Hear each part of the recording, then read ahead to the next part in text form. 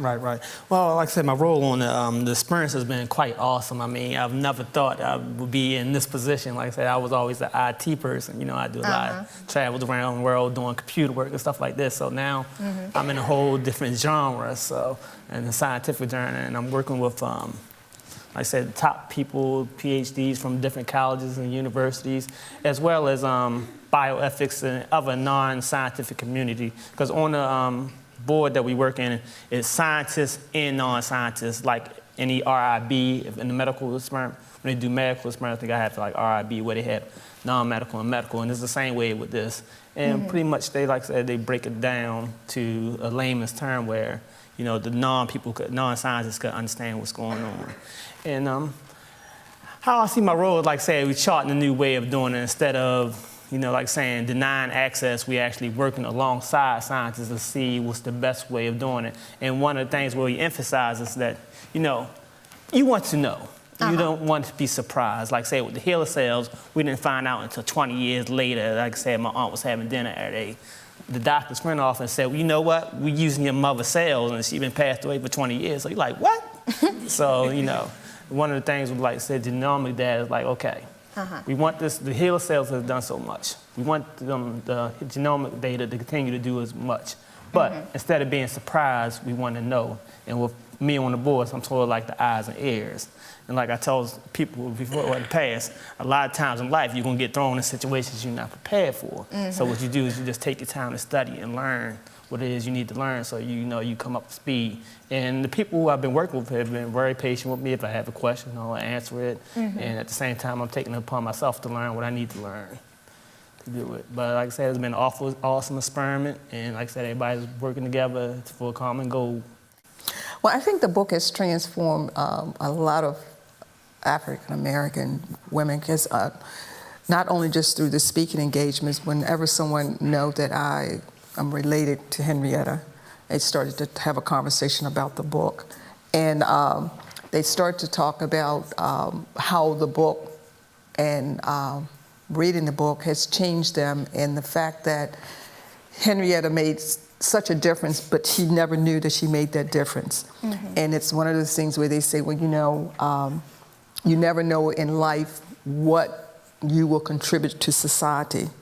And it's like they look at Henrietta and say, you know, she opened up a whole different avenue because of the fact that here they took her cell without her knowing, biopsy of her cell without her knowing, and they did the experiment, and they came up with certain cures for certain diseases, and the number one was polio, because if it wasn't for that, her cell, they said, well, do you know when would the vaccine for polio would have been made? So they look at themselves to say, I'm worth something. I may know it while I'm here, I may not know it, but my generation will know about it. So I think the book has opened up a whole different avenue. As a matter of fact, I met a young lady on the airplane, was talking, and she was asking me where was I going, and I was telling her, and I was telling her I was doing a speaking engagement, and I brought up the fact about the book. And then she got into the conversation and talked about, you know, how intrigued she was reading that book and what a difference it made in her life to help her to be able to look at mankind in a different way and to look at herself in a different way, because she don't know where she will contribute to society or her family will contribute to society. Well, I guess I kind of think the book kind of transcends race because it's touching on so many avenues. I think black women, like you said, could look at it and be empowered by it because, yes, this was a black woman's sales, has done so much for the world. But women in general could look at it and say, hey, you know, a woman did this. But so when, you know, like I said, somebody from Japan came over and said, you know, Henrietta's cell had helped me. He came from Japan. He wanted to thank David Lax personally because her cells had helped him. And like I said, this was from Japan, and you know, black, white, he's Asian or whatever. So it transcends, you know, race and barrier. And so I think it can empower all people. And like so many people will come up and thank me. It's like it doesn't matter what race they are. They like, you know, I was stricken with cancer. Like when my kids teacher, she's like, you know what? I've been teaching your kids for years, but I never knew. Now that I know who they are, I just had to come and thank you because, you know, I'm a stage 3 survivor of cancer, and it's because you're a mother cell. And like I said, she's a Caucasian woman. And she said, I could relate to this woman in this book so much. And it's like, I couldn't put it down. I read it like in 2 days. So I think sometimes it goes across races. It's just not about a black person or a white person or male or woman. It's just about people.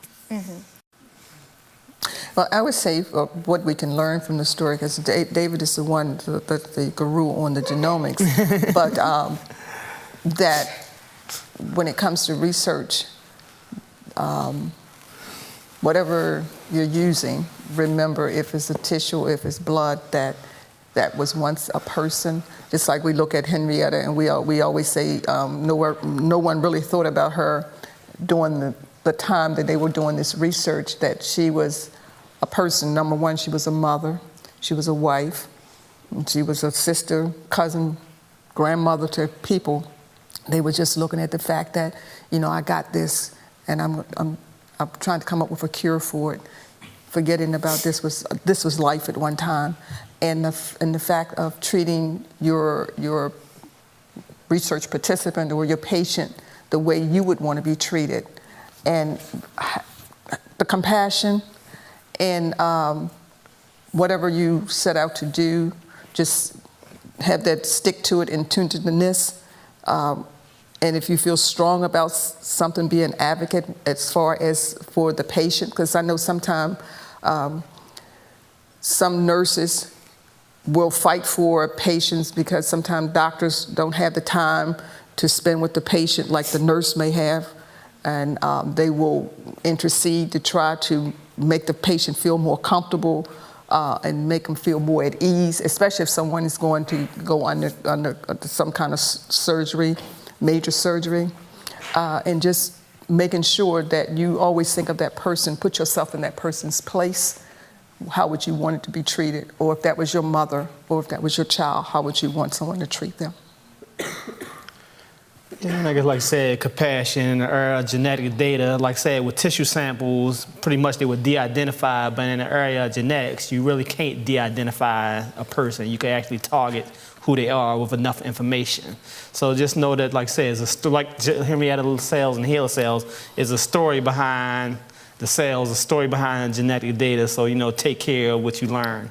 And like I said, sometimes it's, I don't know, I guess if you learn something like extraordinary like the cells, maybe share with the family, but like I said, you just gotta be compassionate about what you learn. And like I said, it's not just a tissue sample, it's just not genetic data, this is somebody's life behind it.